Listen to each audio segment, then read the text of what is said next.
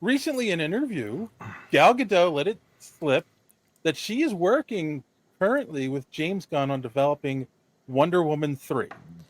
See, she's And too good a Wonder Woman to lose. She and really is. they're also saying that it's possibly a reboot for the character, right? To bring her into this new DCEU.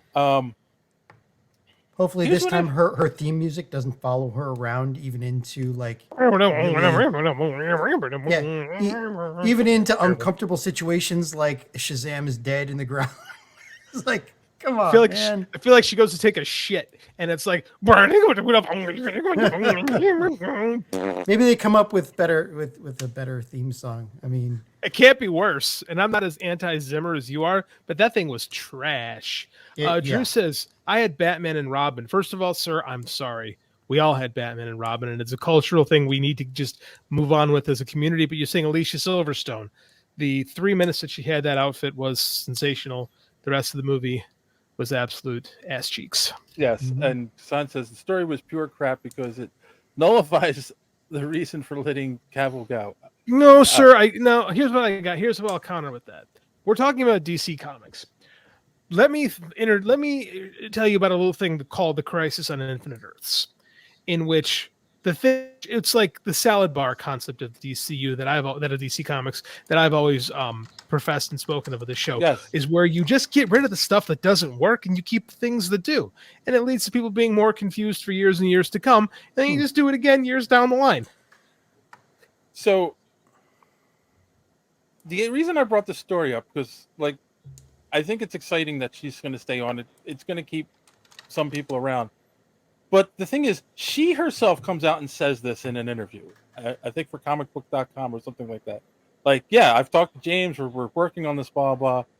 And then the Hot Mic podcast, who is hosted by, I can't remember the guy's name, but he used to be a film critic, and now he's got this podcast. And he goes, I know people over at Warner Brothers, and they say this isn't true. And so now there's like saying it's debunked. And it's like, the actress herself came out and said this, and said she had a conversation with James Gunn. James Gunn has made no official statement on it. Is there a contract?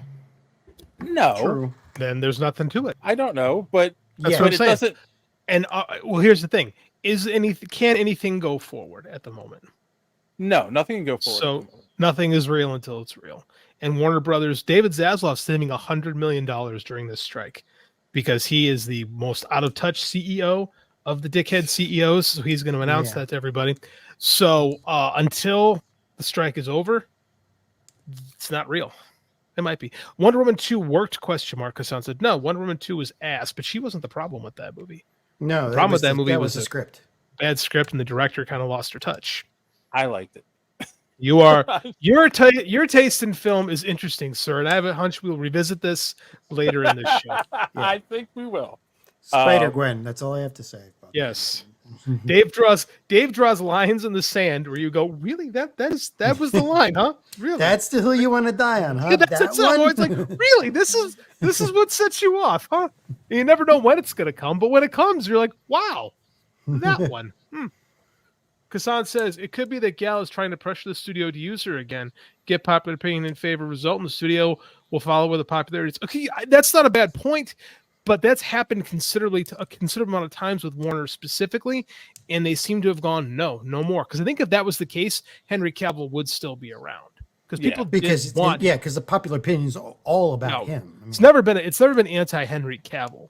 Yeah, but I think he's just so associated with the Snyderverse, where I don't think that Gal Gadot is necessarily thought of as being Snyderverse. Like I think, like people think of her, they think more of Patty Jenkins than they do Zack Stewart or Zack Snyder. Right, and it's also very possible she had this conversation. It just, it was just a conversation, but he probably shouldn't have said anything. She probably shouldn't have said anything, realistically speaking. Right, because people have conversations in Hollywood all the time. I just find it interesting, like a guy on a podcast who might know someone at Warner Brothers is like, I'm debunking this, and it's like, this is what I'm getting at. Like, gotta get those clicks. We're just three idiots on a podcast. Yes, I know people that work for Marvel and DC, but like, I would never sit there and go, I'm debunking this because my friend Joe said he didn't hear anything about it, so it's got to be wrong. Like, what? You He know, might. like, I mean, that this dude, whoever this dude may be, may think that this is the facts and this is what Warner's doing, but we don't. We don't know that for sure. Nobody does. I mean, like realistically, Gal probably shouldn't have said anything. But hey, we're on a strike, and she has made it. She has not screwed this up before, right? Let us not forget that. Let us not forget her. Was it Imagine that all the celebrities were singing during COVID Oh and people God, weren't yeah, working? she's And part of everybody that. went right here, Yeah, right here with your Imagine. So Yeah. yeah, not not super.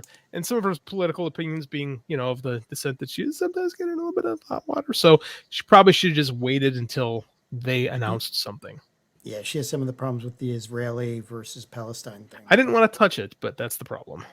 Mm. Depending on No. where depending on we where will you not touch fall that on that. because that No, is that is no. a major hot button issue. That's a third that rail. Yeah, that three white guys from the U.S. should not be talking about, quite frankly. Right. Exactly. In some ways, yeah. And not on this show, my friend. Maybe No. on God, I wish I had one ready to go. Maybe on archaeological hero speak. So, Not gonna happen. Thanks for watching this clip from the Superhero Speak podcast. And don't forget to watch us live every Sunday night right here on this channel.